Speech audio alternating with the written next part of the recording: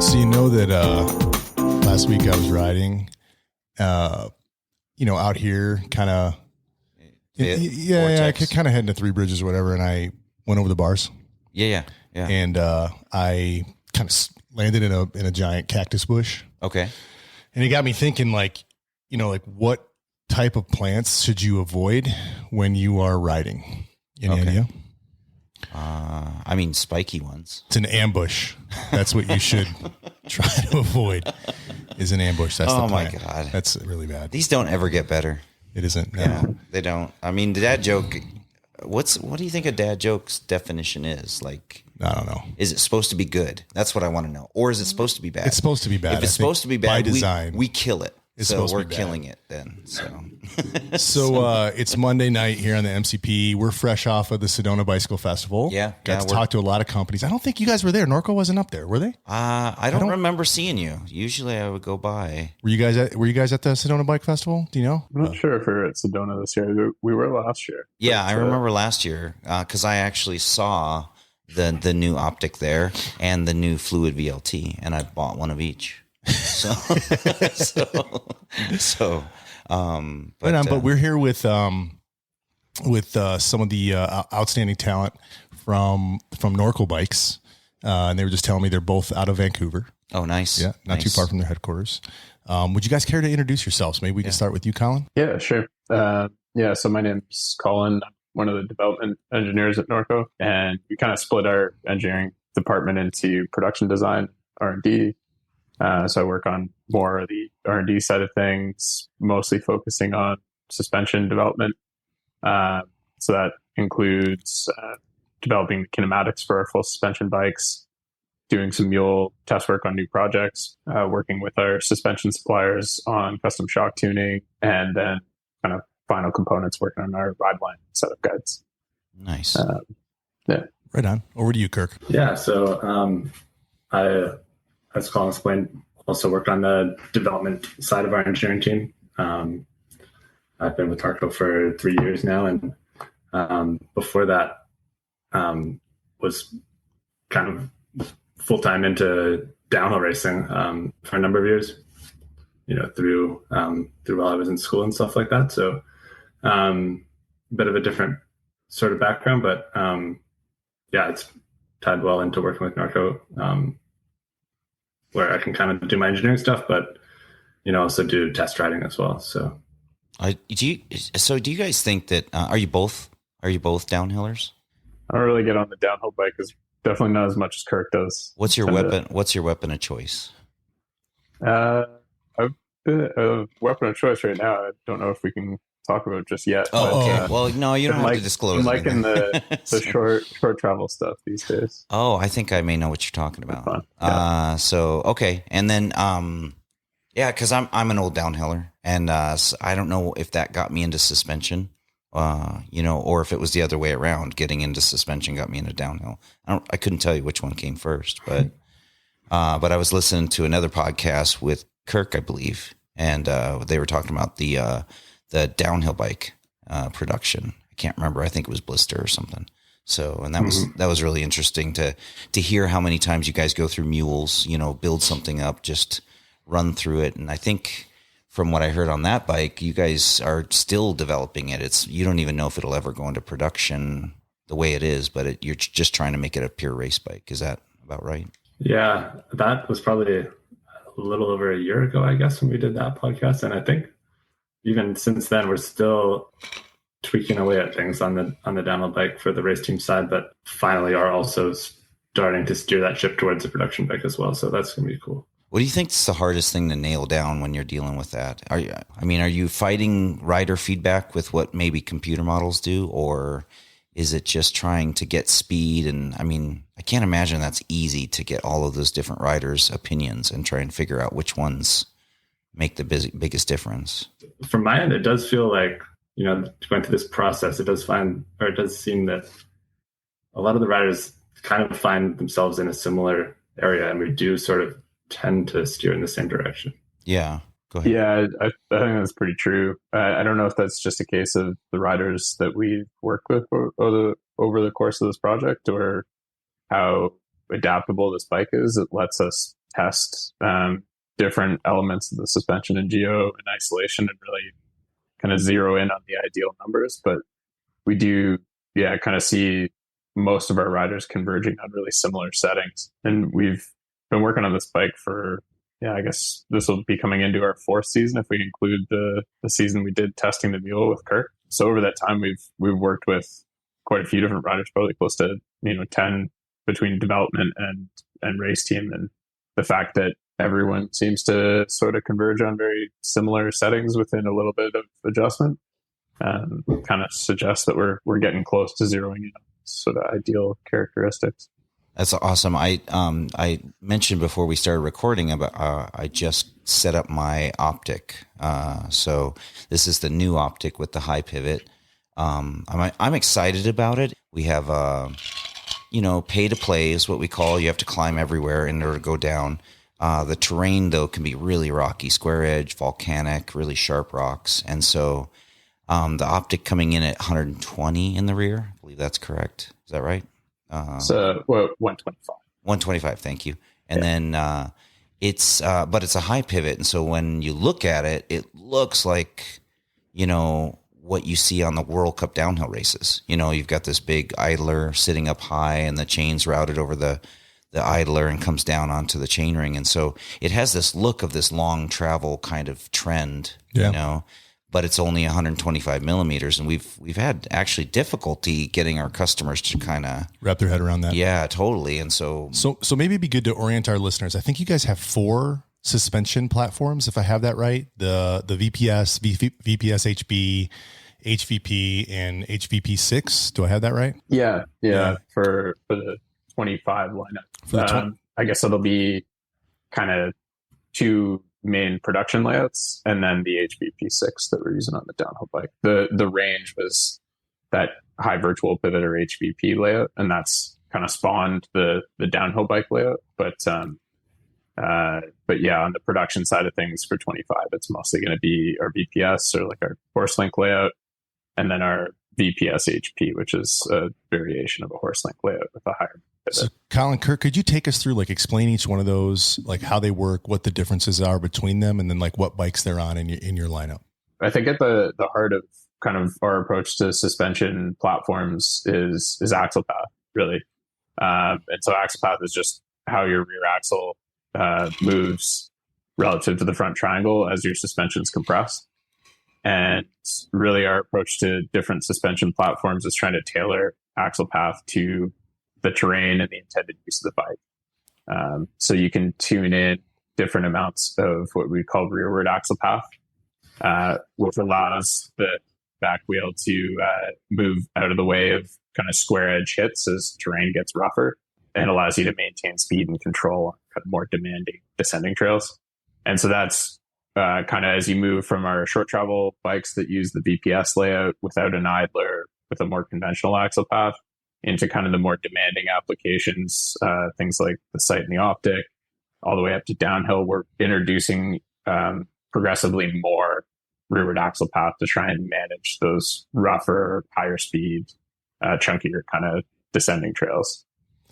So as I understand it, more rearward axle path is better in things like rock gardens. Would that be a fair assessment? Yeah, I mean, that's the idea behind it is when your rear wheel hits something in the trail, your suspension or the force that's acting on your rear wheel is not just trying to compress your suspension vertically. It's also kind of tugging on the rear wheel and trying to slow the rider down. And so if you can allow the rear wheel to move backward to some degree, you can help the rear suspension manage those kind of square edge hits that aren't just trying to move the wheel up, but also backward. And that just allows you to carry momentum, gives you a greater sense of control and confidence as you're riding kind of rougher and higher speed trails. So Dane, so we have we're a rocky mess here in Southern Arizona. We live in rock gardens. And so, that kind of tells me that this might actually be a perfect bike for our terrain here, in that, you know, it's going to handle those rock gardens more effectively than a bike that doesn't have that same suspension kinematic. Yeah, the first ride on it so far, that's what I'm experiencing. This bike, just my first ride on it, it was amazing how pedal efficient it was. So, yeah. So is that something you guys have dealt with, like customer perception based on the look, and how are you helping to educate the customers that maybe the look isn't what they should focus on? Yeah, I mean that's definitely a challenge that we anticipated going to this high pivot layout with an idler on both the optic and the sight.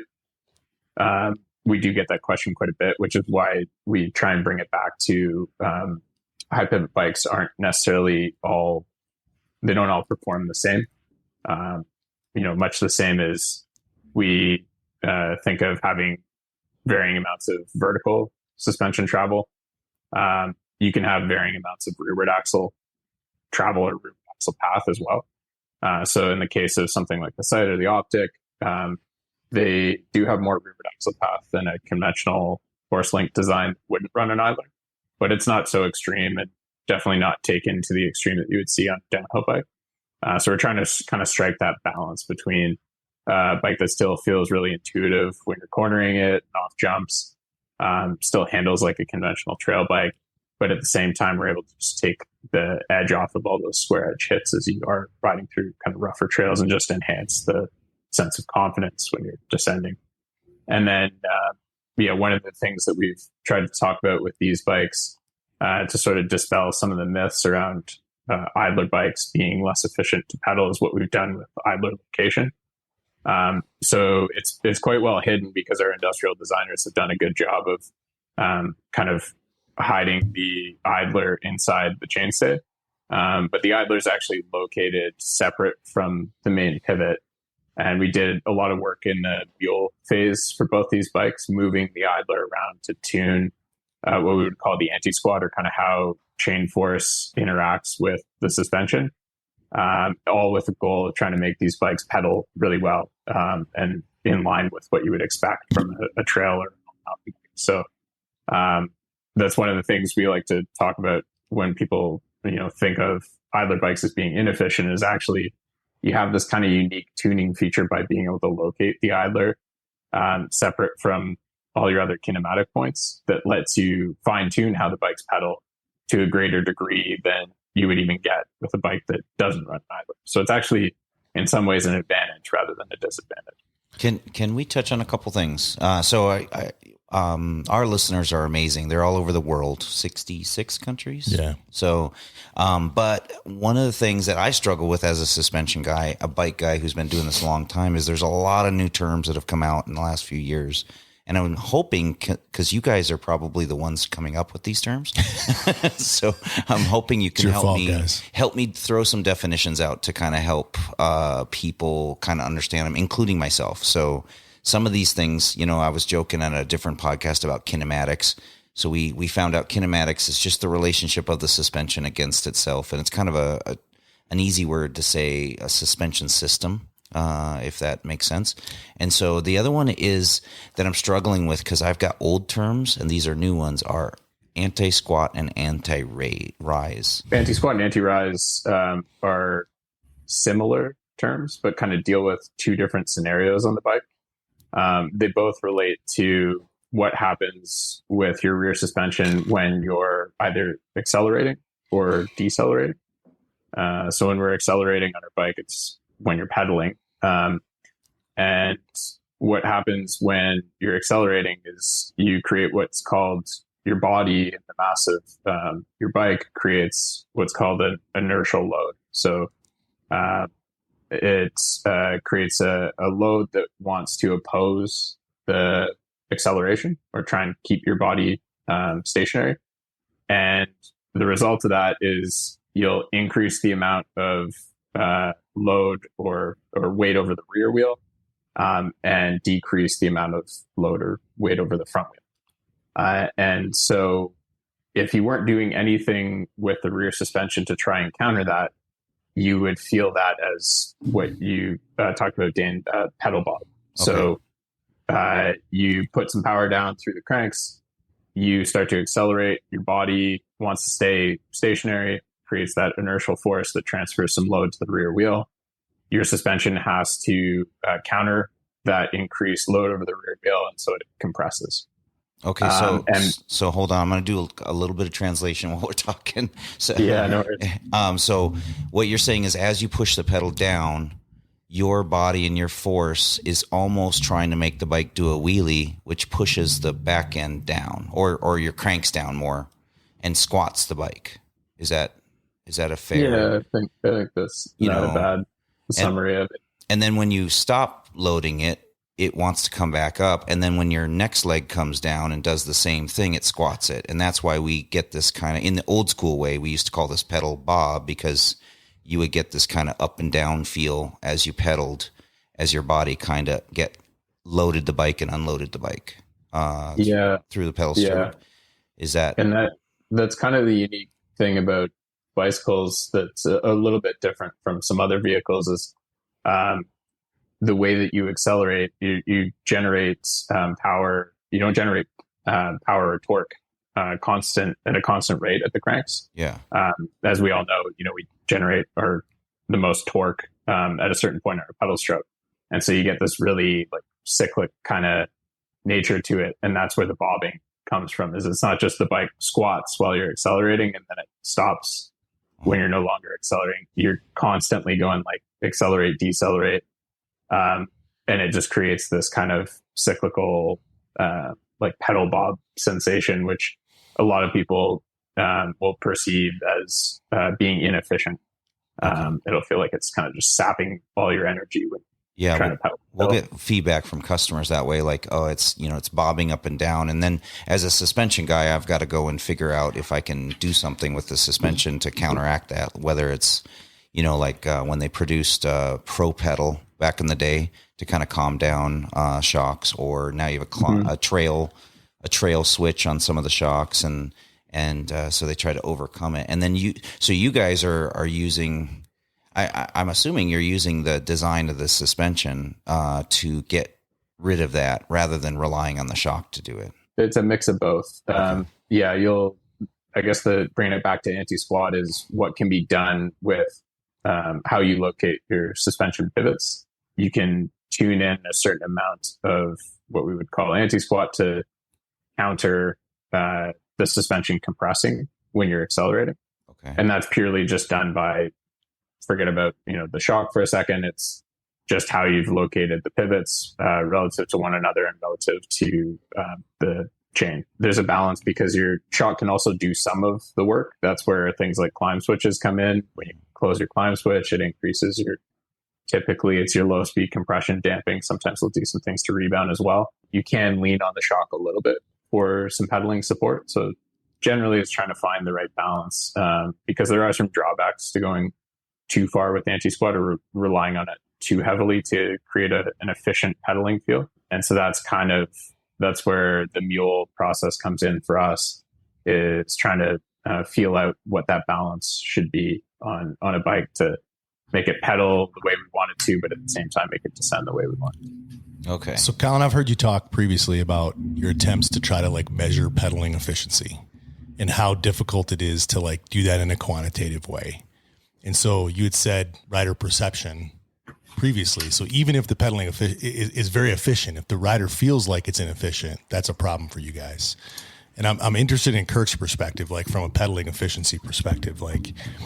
Are you helping to give perspective to Colin and team and yourself on the perception of efficiency? The mule phase for this bike actually predates my time at Norco, but one of our other test riders and Colin worked really closely together to run through all this stuff, and he's really good with the feedback as well. So at the stage that I joined this bike was kind of like that more suspension tuning stage. So we're kind of tuning what lockouts or climb switch modes look like on the shocks. At the same time, we were also doing some idler efficiency work. So trying out different idler tooth profiles to try and make the bike pedal its most efficient.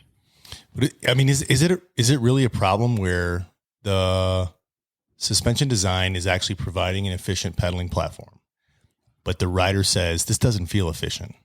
I mean, do you guys deal with that? Is that something like legitimately that you're dealing with?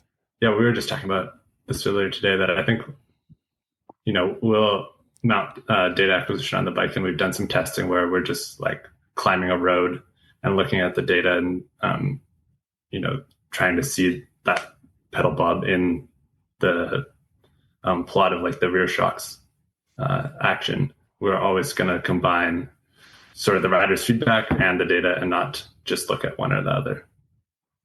Okay, so you guys are using data acquisition to kind of take out the feel and get more of just the numbers that helps you kind of identify what's actually going on, where the feel doesn't dominate what you're doing. Is that fair? It's actually a really hard problem to solve. Yeah, you can't actually test for pedal efficiency. I don't think. Correct me if I'm wrong, guys.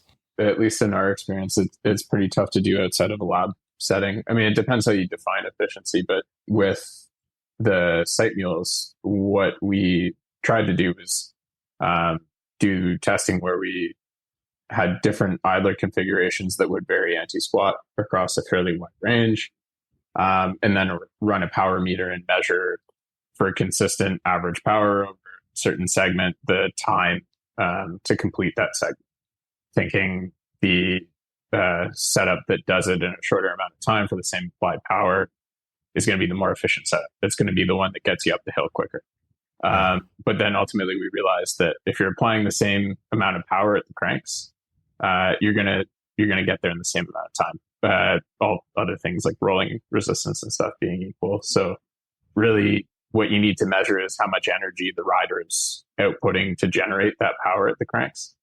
And that's where it becomes tricky to measure outside of a lab setting. Is the energy output from the rider. I think when we really brought it back after that testing, we thought, well, ultimately, our customers aren't doing this and trying to measure whether a bike is or isn't efficient. It's how they perceive it. And I think to bring it back to the point you were talking about, Dane, like relating rider feedback to what we measure in data acquisition.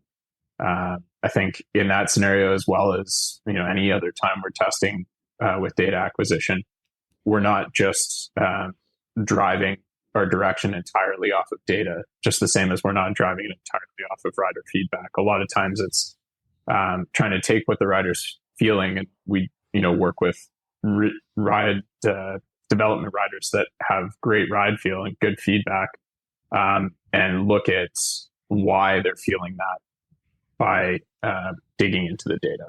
So it's really not a one or the other approach. It's trying to learn why the rider is feeling something, so that we can either get rid of that feeling if it's something that if it's a negative, or we can more quickly get to that feeling in the future if it's positive. So one of the things I felt on my first ride that I was paying attention. I was trying to feel things, I wasn't just riding. Yeah. And so the terrain I was on was really lots of square edge, real rough, lots of climbing, but not super steep, and then a little bit of descending. It's not an area where I could get real long descents on. That's the next thing that I want to do with this, is take it down some gnarly stuff. But I noticed a little bit of, I feel like I could feel the rear end move backwards a little bit, and the bike actually, when it hit a square edge, almost the bottom bracket drop a little bit. I don't know if that's a fair thing to say, but it didn't slow me down. And I don't know, it's a weird feeling. It was different feeling for sure than the bikes that I'm used to riding, which are usually horse links or DW links. And usually those, you hit an obstacle and then it's over. You hit it and you're over. This one kind of went backwards, but didn't slow me down. And it was kind of, I don't know if that feedback is at all useful to you or if it's something that you're used to hearing, but is there a little bit of a dip down in the frame as you hit obstacles? Does it drop the bottom bracket a tiny bit? Not something that I've necessarily noticed, but we'd have to back-to-back test.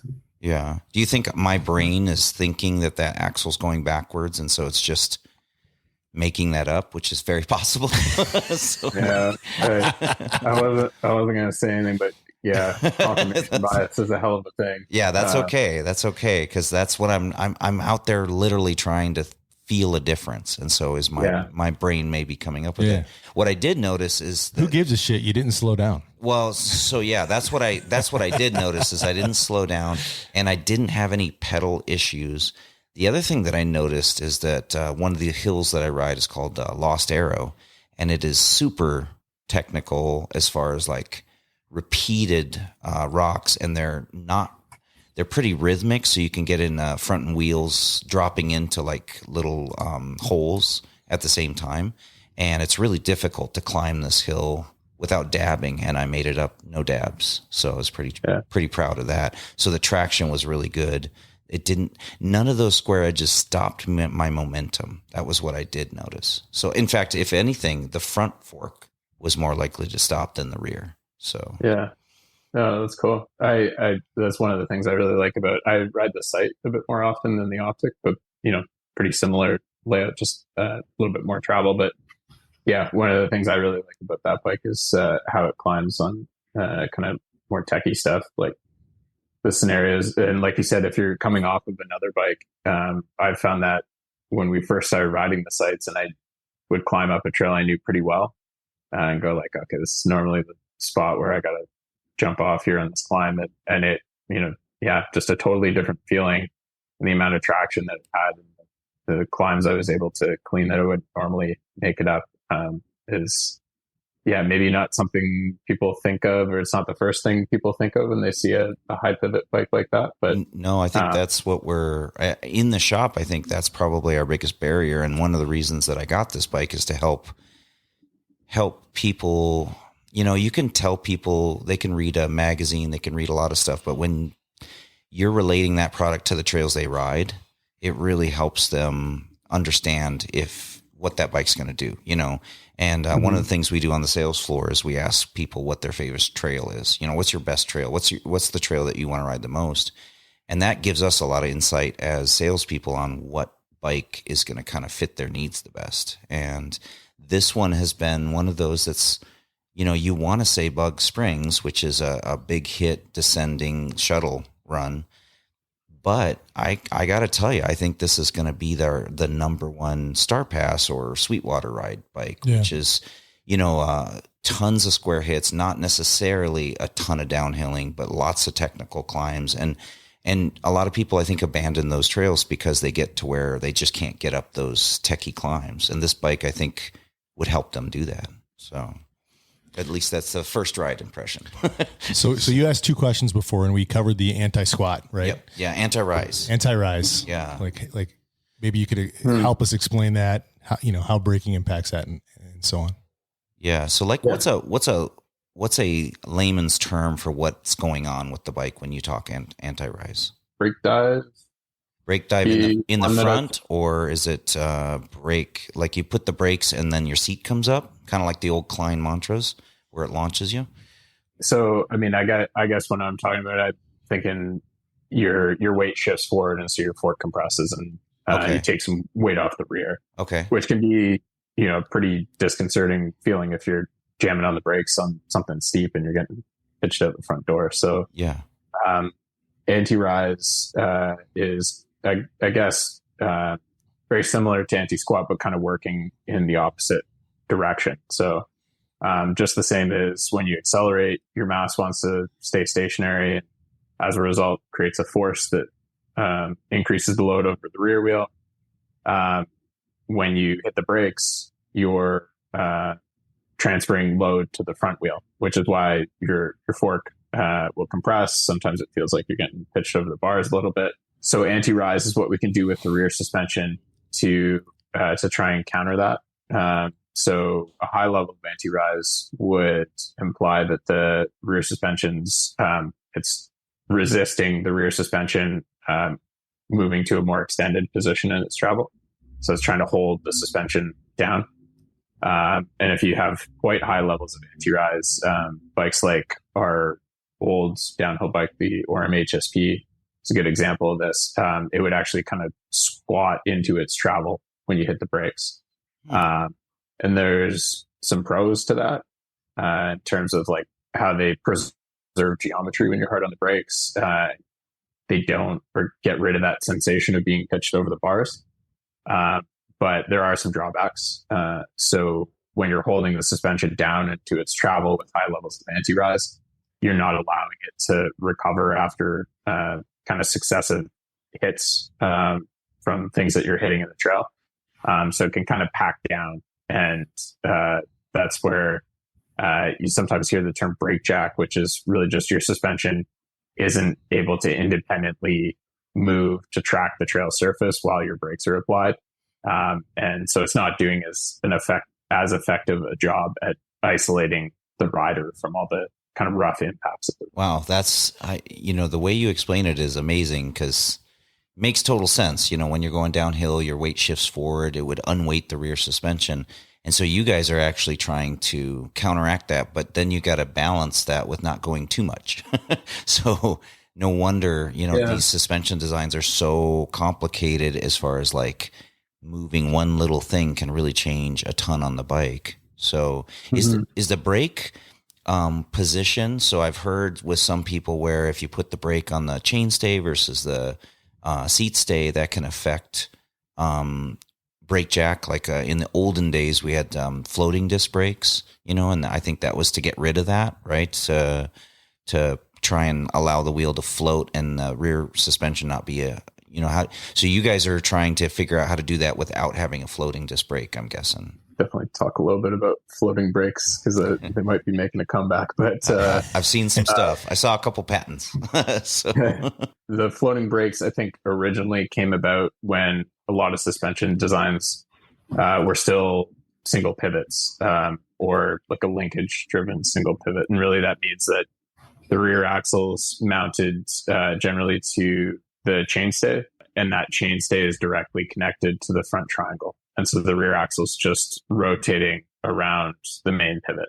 Layouts like horse layout came about, and really one of the goals with that was decoupling your brake force and your suspension by mounting the rear axle to the seat stay in this case. And the seat stay is not directly connected to the front triangle in those designs.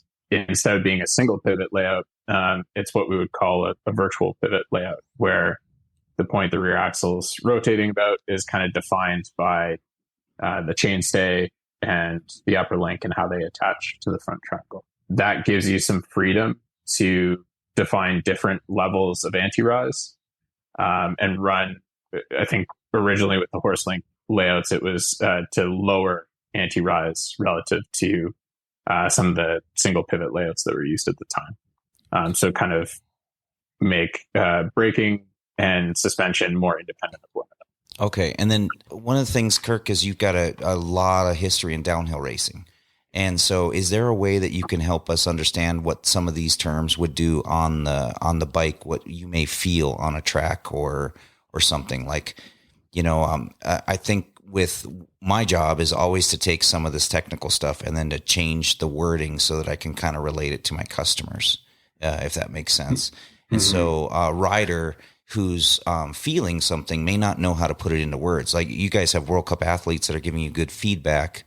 What is something an average rider going to feel when they want to see something like this either go away or? Yeah, it's an interesting one. And I'm happy to let Colin field the suspension kinematic questions, because he's pretty much like a walking encyclopedia. He's the wizard. He's amazing, but man, he's so good at telling us. I mean, we could design a bike after talking to him.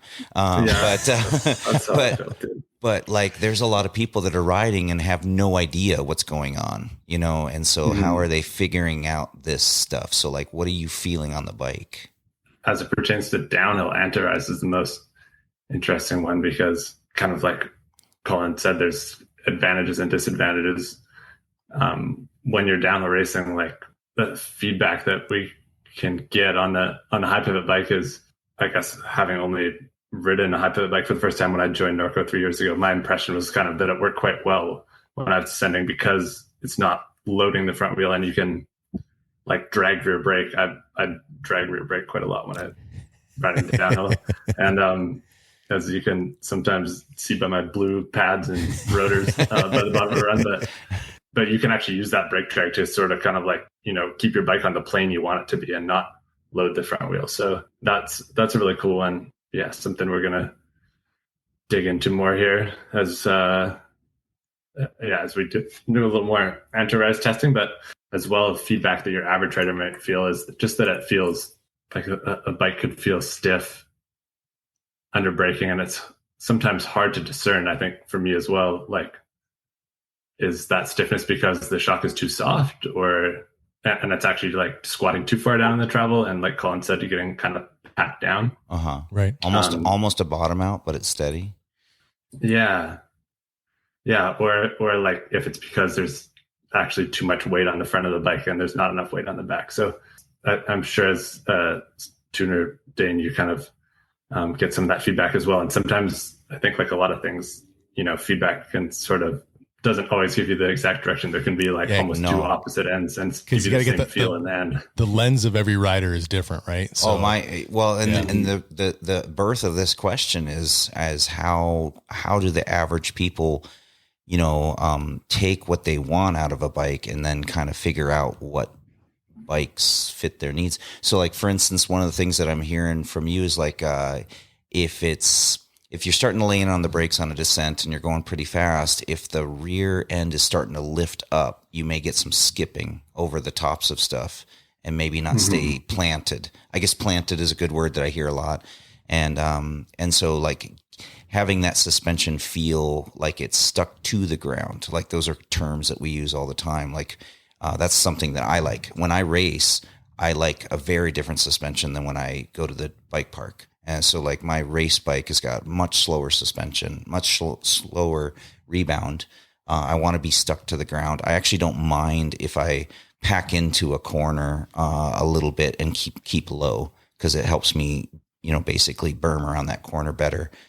But when I'm at the bike park, everything's got to be pretty springy, low amount of rebound damping, and bouncy so that I can get more air.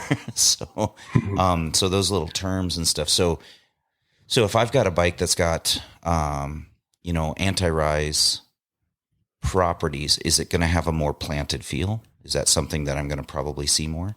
It's going to depend a lot. Yeah. I was just going to say, it's like, I think one of the things that keeps us going with the suspension development stuff is it's so hard to attribute like a feeling to any one particular thing. Like there's so many different variables and kind of knobs to turn when you're developing a suspension layout that to like attribute that feeling solely to something like anti-rise is kind of tough to do. That's definitely where the data acquisition can come in to help us when we're developing a bike anyway. If the rider is feeling something, then being able to go in and look at things like suspension position, velocity, or any number of other things that we might bring in depending on what we're interested in, and go, oh, okay, I think you're probably feeling this because the suspension's reacting in this way. That's usually how we would approach things, at least at the development level. When it comes to like the consumer side of things, that's really where our setup guides come in, is to try and guide people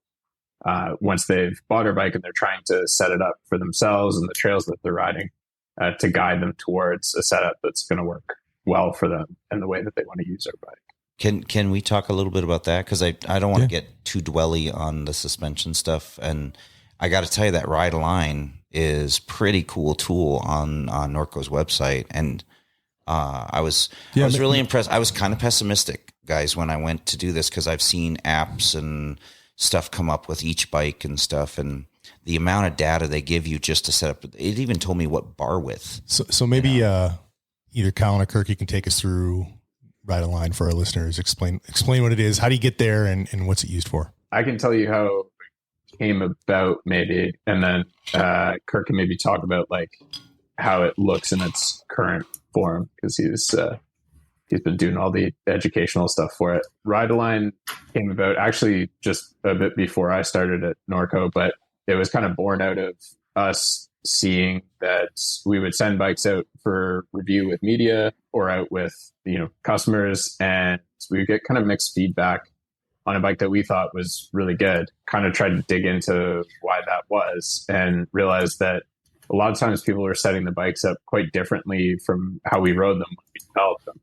I'm talking things like suspension setup, but also just things like cockpit. So there's a selfish reason why you guys developed this. You're like, you guys are setting our bikes up wrong and we're getting bad reviews because of it. So we're going to show you how to do it right. I think I don't know if I'd necessarily word it that way, but I think it was like trying to make sure that people experienced our bikes the way that we intended them to. That's how I like to think about it. So that's kind of the goal with RideAlign is regardless of, your height, your weight, body positioning on the bike, we want you to experience the bike in the way that we've experienced it when we've developed it. And I think bike setup is something that a lot of times gets overlooked. And I think it gets overlooked sometimes because it's kind of mystifying to a lot of people, especially as you buy a higher end bike. It has more adjustments and more things to turn. But if you don't know what each of those knobs does, you can take a bike that's supposed to perform really well and make it perform kind of shitty. So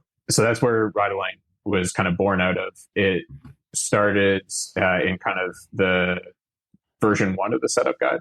And so we did that for 2020, I think was the first model year with sights and optics that we did that. So got really good reception to that. And then also collected some really good feedback on how we could improve it. And so a couple of years later, we came out with a second version of RideAlign, which is the one that we're running now, that has some additional features. It's kind of changed the way that we do things, like how soft or firm your bike is, made it less about asking the rider what their skill level was and more about getting them to ride the bike and give us feedback on how it felt and giving them the right tools to kind of tune it based on what they were feeling.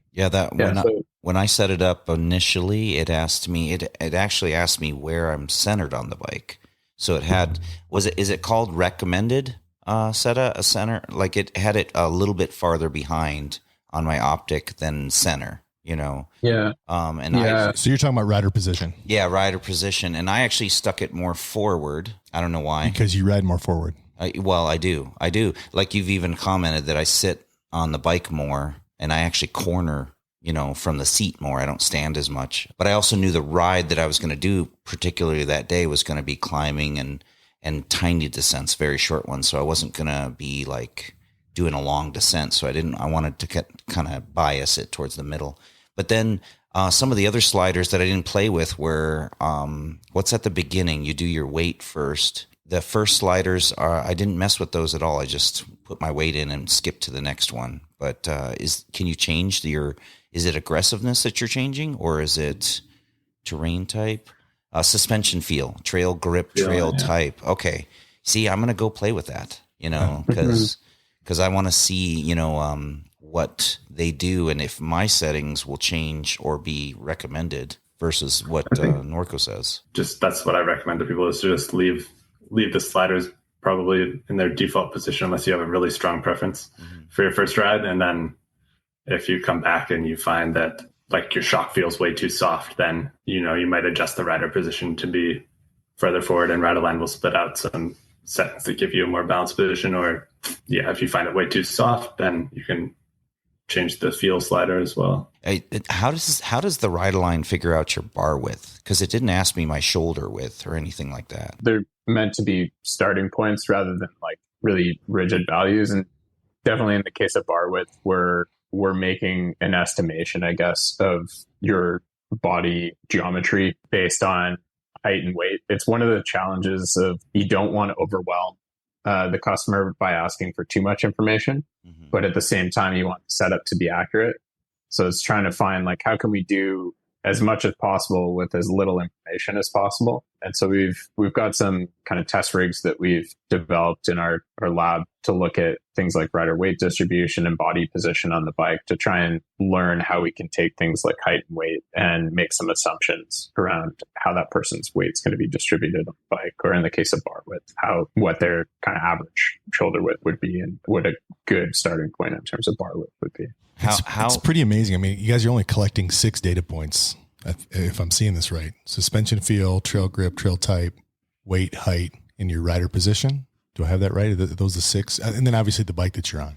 Well, yeah. How dependent is the bike? It's all done specific to the bike. Okay. Kirk does a lot of the baseline testing, so he can talk about how we arrive at this baseline. But as far as taking it from kind of the ride test and then transferring that into a setup chart that kind of feeds this setup guide goes, yeah, it's all specific to the bike. We generally will have a baseline that's developed from one of our test riders. And then we put it into an algorithm that we've kind of developed behind the scenes that will calculate settings for a range of different rider weights and different heights on different frame sizes. And then we'll go out and check to make sure that that's accurate by getting riders that are either at the light or short end of the size range, or vice versa, at the kind of heavier or taller end of the size range. And we'll get them to ride those settings, give us feedback, and make sure that we're in a good place. But have you thought about making this interactive for data collection, where a rider can do the RideAlign? I maybe you already do, and I just didn't notice it.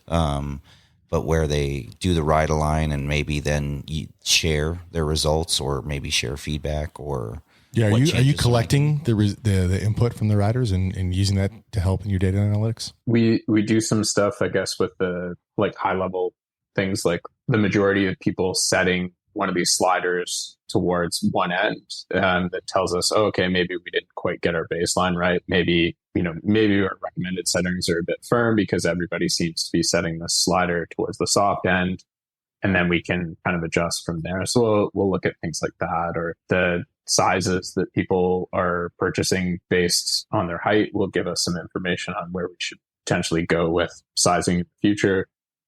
So we'll use the data for things like that. I put my height in and it kind of spit out a size, and then it made me want to click on the button. And so I could have gone and changed that. To some degree, like with the new bikes, we've got 5 sizes, and the intention there was to have more overlap so that more people have the option to size up or size down. Okay. So we won't recommend, if I'm 6'2", I'm not going to get recommended a size 1, because no matter what we do, we can't set the bike up for you.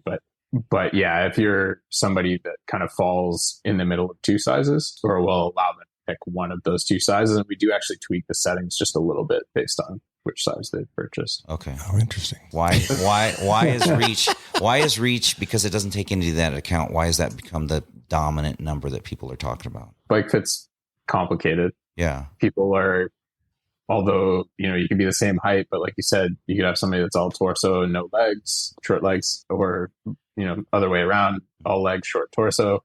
And they're probably going to be comfortable on bikes that are sized different. And I think reach is it's a number that people have grabbed onto as coming as close as possible to kind of being one number that summarizes how they're going to fit on a bike. But bike fit can't really be summed up into just one number. What you're talking about, we look at seated and standing fit. Uh-huh. So we have, although our geo chart may not list these numbers because they're not really commonly used, they're not going to necessarily mean anything to people. Yeah. We'll look at things like the distance between the bottom bracket and the handlebar. Uh-huh. So that sort of spread between your feet and your hands. Similarly, from kind of the center of the seat and the handlebar, so seat in your hands. And we'll look at things like that to give us a better idea of how all of these geo numbers are going to result in a fit, both seated and standing. Okay. Well, I got to tell you, man, I think the RideAlign system is amazing. I do. I'm not aware of anyone else that's got anything that's anywhere near as good as this. So kudos to you guys for pulling this together and it even came up with tire pressure. That's amazing. And I set my tires at that pressure and didn't change them. So which is great. Yeah. I do have a question on the extremes. So I was playing around with it today, and you guys can probably see I'm not a small guy, and I broke your tool with my weight. It said, "Hey, you can't set this bike up that heavy. You're not allowed to ride a Norco. You're not allowed to ride this particular model." Oh, okay. What are the extremes that you have in the tool? It's not necessarily the same for every spec. And we should make the distinction too that the RideAlign tool, if you're outside of the weight range, we're not saying necessarily that you can't ride our bike, of course. What we're saying is we want to stand by the setup that we give you. And if you're outside of a certain weight range, we don't feel like we can confidently recommend settings that are going to work well for you.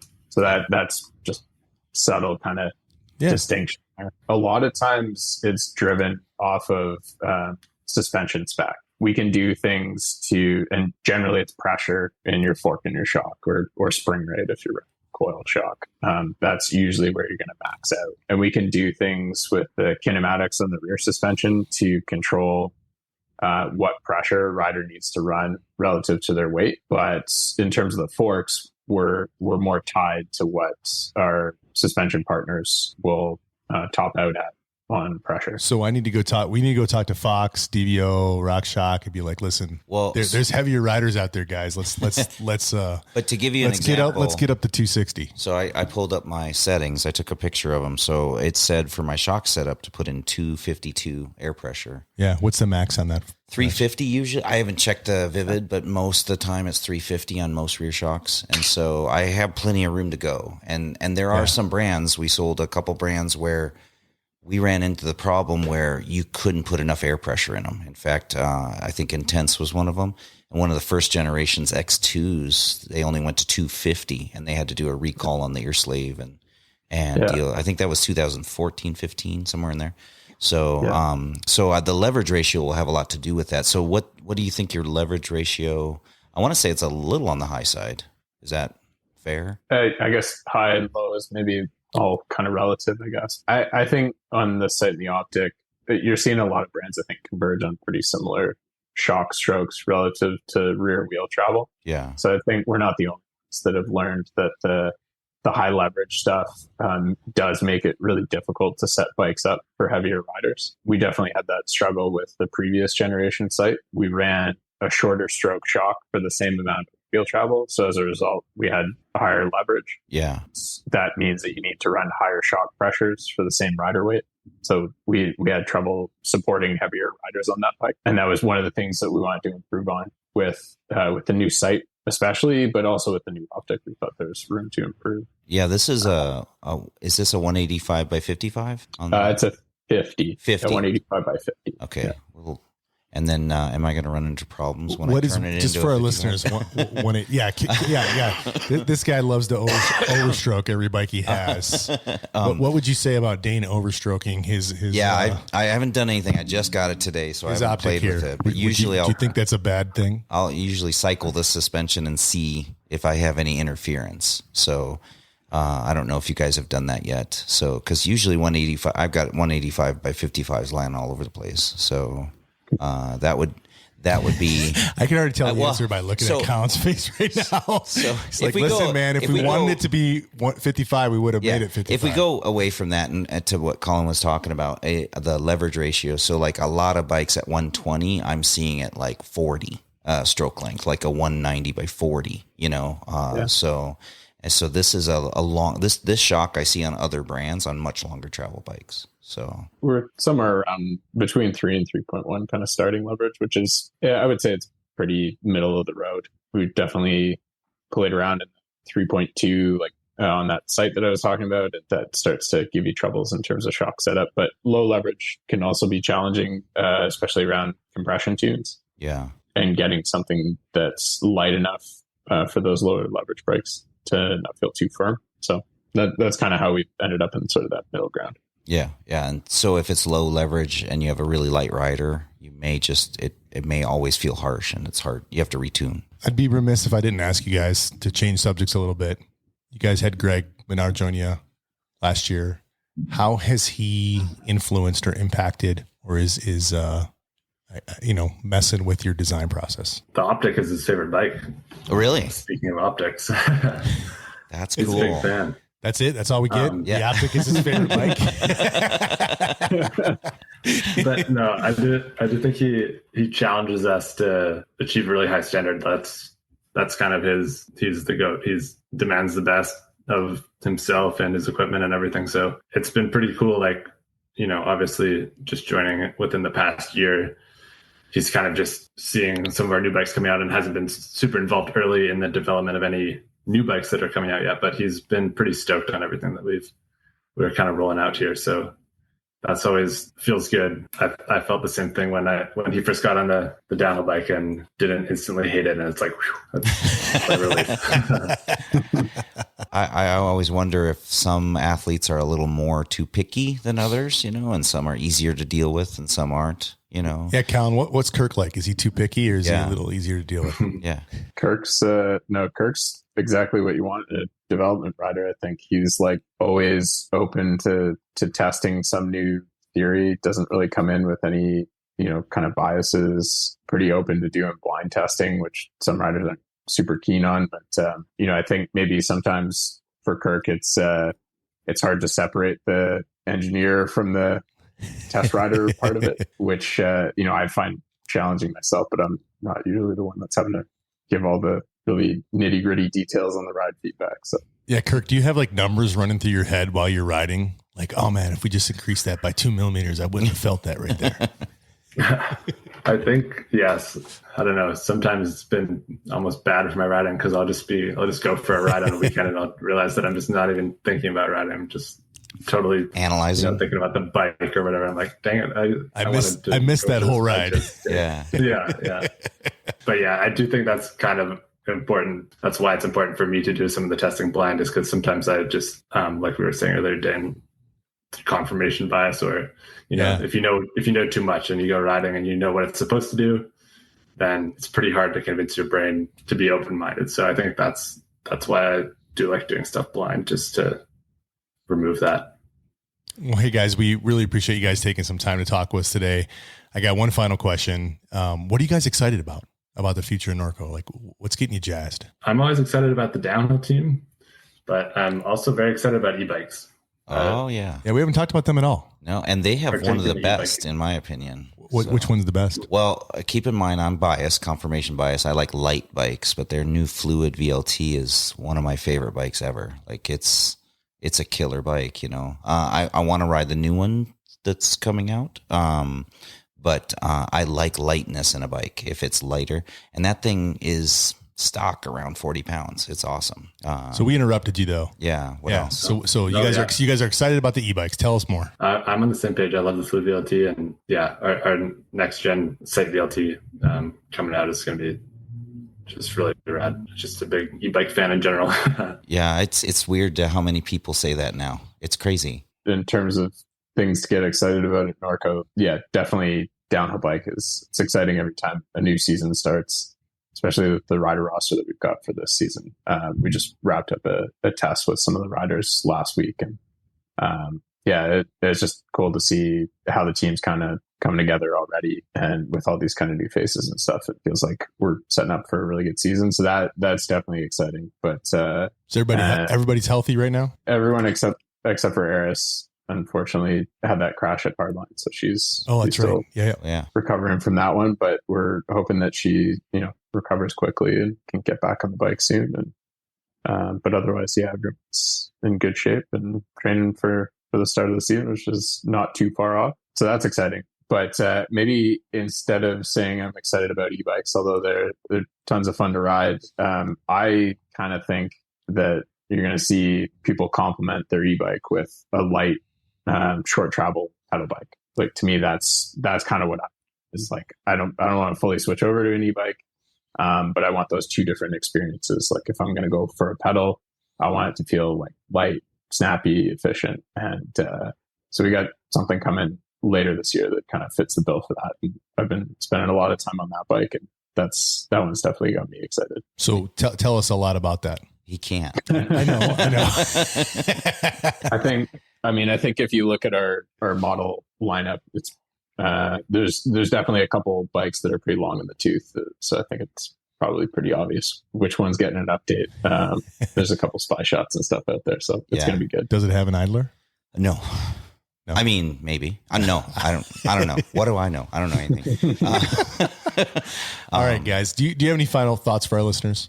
I think it's been cool to chat with you guys, being based in Arizona, where I personally haven't got a chance to go down and ride there. You sent Arthur down here. We did. I got to meet him. He's a great guy. I got to meet his dog. Check out his last week. Oh, yeah. His custom camper that he built on his truck. That was pretty cool. So very cool guy. I told him that we were going to have a podcast with you, so he was nice to me. So, but you guys need to do more testing down here. I kept telling him we can show him some really good trails. So yeah, we should definitely do that. Yeah, but it's cool to chat with people that are in a different market and kind of riding quite different trails from what we're riding, and get your feedback on our bikes, because we obviously do test trips like Arthur's been doing for the last week or two to try and branch out and test the bikes in different environments and make sure they still work well there. But we do most of our ride testing in BC, so it's always interesting to us to talk with people that are riding them in different areas and just see how they work. Yeah, so that's been really good to get a chance to talk with you guys and kind of put the word out about Norco, I guess, to a different audience than may have heard of us in the past. Yeah, I love this format to let people know about products. I feel like Norco's been around forever, which they have,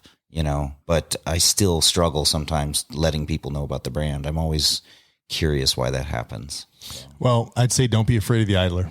No, and I'm getting firsthand. I mean, this bike is going to be in the shop ready for customers to be able to take out too. It's not just my bike. I'll let people ride it, but I'm also going to be talking about it from a firsthand standpoint. So we can overcome some of those bias, that people have when they look at perception. It. Yep, yeah, exactly. Right on. So, well, guys, thank you so much. Really appreciate the time this evening.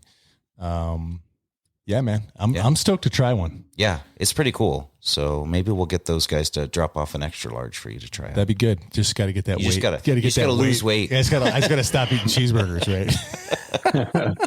I'm sure we can find something that'll work for you. Right. Thanks, guys. We really appreciate it. Thank you.